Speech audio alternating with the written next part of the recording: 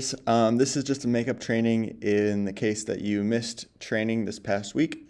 I'll just go through my slides, explain things for fall, and then at the end of it, there's going to be a little form that you fill out, a little Google form, just saying that you listened to the presentation and that you're ready to go for fall. So this is just the makeup training, like I said.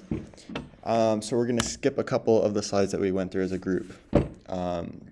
This is just saying the role of a DT leader. What is your role on a Sunday morning? Your first and foremost job is to lead a 15-minute high-energy interactive Discover Time activity, and this activity changes throughout, or it changes every week. You know, there's 9 DT stations, and so each grade will rotate through a DT station every single week. Of course, encouraging and coaching your students throughout the morning. I gave all of the DT leaders that were at training a coaching salvation card. And what that says, it basically walks you through step by step on how to coach a student to salvation. Obviously, salvation is a personal choice, but we can help them make that choice. And so it's just a card that is in your classroom by all the other resources. And so feel free to grab that, read it, and it's a great resource for you to coach your students with. And then leading the end of class review game, of course, with the Shepherds is also the role of a DT leader. Now, this end of class review game, there's different options, and they are all at the back of your curriculum. They are very low maintenance. Like the review questions are in the curriculum for you with the answers, so you don't have to make them up. And they usually require just a few items that are already found in your classroom. So the end of class review game is basically just a way to recap the lesson as parents pick up their kids. So what does this look like? So from the time you get here on a Sunday morning, of course, arrive about 15 to 20 minutes before service begins. So during that time, you're either going to be helping with check-in, helping put the kids' name tags on the clipboards for each class, or you're going to be in the hangar worshiping with the kids so that they can see what authentic worship looks like. Of course, we don't force the kids to worship if they don't want to, because that's not authentic worship. But if the kids see the leaders in the room worshiping, that's a good way to motivate them to also worship the Lord and give praise to Him. 15 minutes into the hour is when your role as DT leader will really come into play, because that is when the DT activity takes place. And we're going to walk through how you can lead your DT with excellence.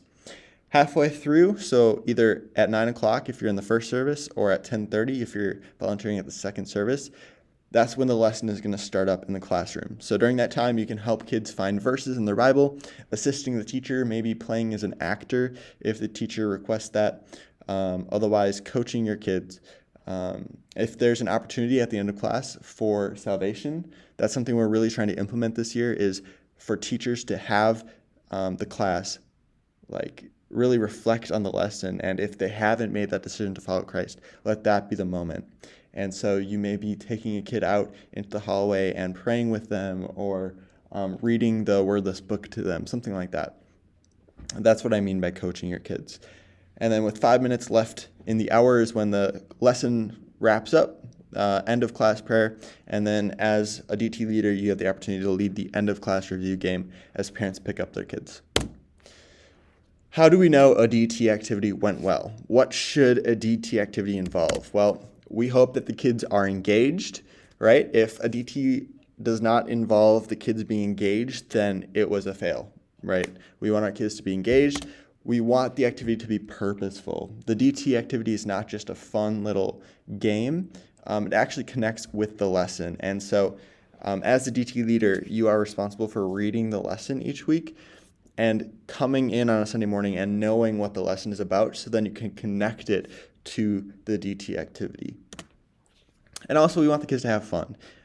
When the parents pick up their kids and they ask, what did you learn today? They're probably going to point back to the DT activity, because that is when they had the hands-on learning. That's when they had a lot of fun.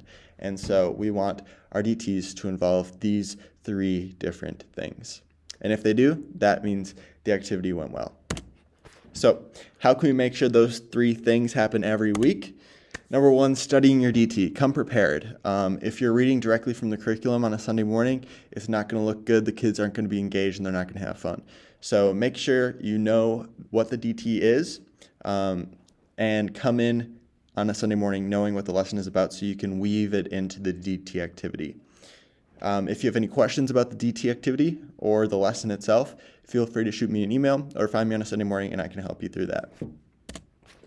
Know the end goal. So this goes back to the DT activity not being just a game. It is purposeful. There's a reason we do it. And so know what the end goal of your DT is and how you can weave the lesson into your DT activity. And then repeat that throughout the lesson. We want our kids to know specifically what the DT activity involves, how it relates to the lesson, what is the point of the activity. Reading a weekly email. I shoot those out every Thursday. And so if there's any changes to the DT, that's going to be in your email. But always read your curriculum before reading the weekly email, because the email is meant as a clarification. If there's any changes to the lesson, if there's any clarifications that need to be made, I will make note of that in the email. But always, always, always read your curriculum before reading your email. All right, this is a little question that we did, but I kind of already answered that. There's 9 different DT stations, including the mission station, food station, art station, and you can read the rest of them. But that way, it keeps it nice and fresh. The kids aren't always doing the exact same thing every single week. And there's a nice rotation that happens with the classes.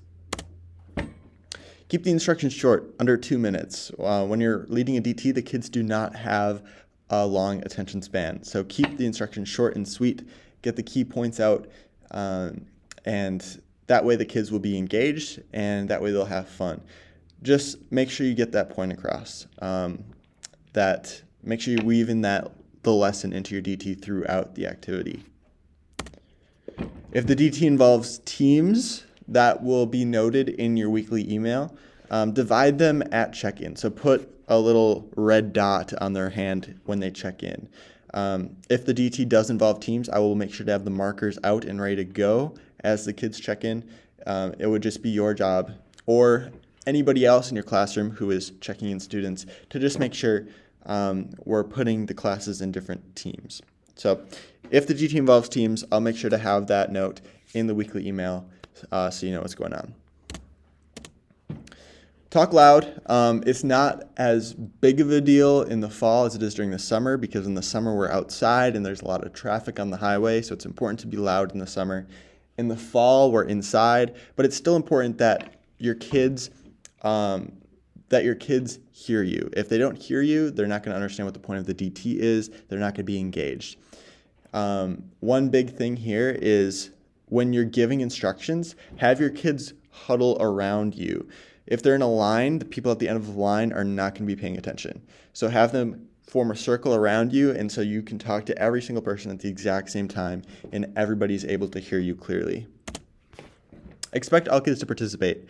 There's going to be some kids who are always answering your questions, and there's going to be some kids who never answer your questions. But expect all kids to participate. If you see a new child in your class, feel free to give them an easier question, because if we give them a super difficult question right off the bat, they're not going to feel welcome. They might be a little embarrassed that they don't know the answer, and that's not what we want. We want our kids to learn, and so giving them an easier question, maybe even giving them a subtle hint, is the way to go. That way we can get all kids to participate, and we're connecting the new students in our class. And be a team player. So every classroom has at least 3 leaders. Each leader plays a different role, but overall you are one collective group. And just be a team player. Communicate with the others in your classroom, and that way we can make sure we have a successful Sunday morning. Just a little note here, in your curriculum you will see there's 3 different headings, and there's a new little layout to the curriculum. So you should see a heading on your curriculum each week that says Get Ready. That is the lesson overview. All leaders should read that. It overviews what the lesson is about for that week. The Get Set portion is mainly for teachers, so DT leaders, you don't have to read the Get Set portion. That's mostly for teachers. And then the Go portion is where It lists the DT, where you are going to be, what the DT is about. So as a DT leader, you're expected to read the get ready portion and the go portion. And also, if you want to dive into the lesson a little more, there's pages to follow that overview, like verse by verse, how the lesson will facilitate. That is totally your call if you want to read that or not, but just make sure to have a good overview on what the lesson is about each week. And that is the end of the training. So this is just a little refresher if you were not at the training. I hope you learned something. If you have any questions, let me know. Shoot me an email. Otherwise, I will see you September 10th for the first Sunday of the DL fall quarter.